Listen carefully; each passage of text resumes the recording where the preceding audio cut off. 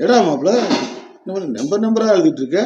அதாவது மாமா, இந்த நியூமராலஜி இருக்குல்ல நம்பரு, எனக்கு ஒரு செக் பண்ணிட்டு இருக்கேன். எனக்கு எப்படி எனக்கு வேலை செய்யுது, என் கட்டம் எப்படி இருக்குன்ட்டு செக் பண்ணிட்டு இருக்கேன். சாதாரணமாக இருக்கிறோம், அப்படி ஒரு லெவல் ஏற்றிடும். ஒரு லெவல் ஏற்றிருமா? ஆமாம். நம்பர் எவ்வளோ விஷயம் தெரியுமா? எப்படி சொல்ற? உங்களோட ஐபிஎல் உங்களோட ஃபேவரட் யாரு? ஏன் டீம் ஆர்சிபி தான். நாங்களும் மேலே வந்துட்டோம்ல. இப்போ வந்தீங்க 2 வாரம் என்ன சொன்னீங்க? கடைசியில் இருக்கிறோம்டா, அப்புறம் மேலே வருவோம் கேட்டீங்களா? மேலே இருக்கவங்களாம் ஜெயிச்சிட்டே இருக்கணும், கீழே இருக்கிறவன் தோத்துட்டே இருக்கணும். நீங்க என்ன சொன்னீங்க? அவன் தாண்டா கீழே இருக்கான்னு சொன்னீங்களா? ஆமா. முதல் 8 மேட்ச்ல 1 தான் ஜெயிச்சான். ஆமா. அடுத்த 6 மேட்ச்ல வரிசையா அடி ஜெயிச்சிட்டான்.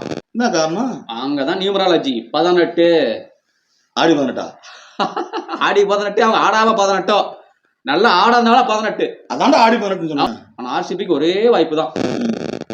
என்ன பண்ணணும்? ஃபர்ஸ்ட் பேட்டிங் பண்ணாங்கன்னா 18 ரன் வித்தியாசத்துல ஜெயிக்கணும். செகண்ட் பேட்டிங் பண்ணாங்கன்னா 18 ஓவர்ல ஜெயிக்கணும். பாருங்க எத்தனை 18 பாருங்க. 18 இருக்குது. நம்பர் 18 மேட்ச் நடந்தது மே 18. ஆமா. ஃபர்ஸ்ட் பேட்டிங் பண்ணா 18 ரன் ஜெயிக்கணும். செகண்ட் பேட்டிங் பண்ணா 18 ஓவர்ல ஜெயிக்கணும். பாருங்க நேற்று இது விளையாண்டுச்சியா 18 விளையாண்டுருக்கு.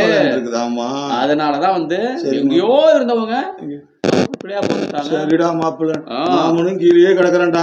நான் பிறந்த தேதியும் 18. அப்ப சரி இருக்கட்டும், அதுக்கு பேருனா அதுக்கு இதுக்கு என்ன சம்பந்தம்? கணக்கா போட்டு பாக்குறிய. மாமனுக்கு ஏதாவது செகண்ட் இன்னிங்ஸ் வாய்ப்பு? இது செகண்ட் இன்னிங்ஸா? அக்கா இங்க கொஞ்சம் வாங்களேன். கூப்பிடாரா. செகண்ட் இன்னிங்ஸ் கேட்காம செகண்ட் இன்னிங்ஸ் கூப்பிடாராங்கிற. கவலைப்படாதீங்க, பாலாவுல போயிருக்காங்க. டீ போறது பாலாவுல போயிருக்காங்க. காதை கேட்காது. சரிடா சாமி, தப்பிச்சேன்டா.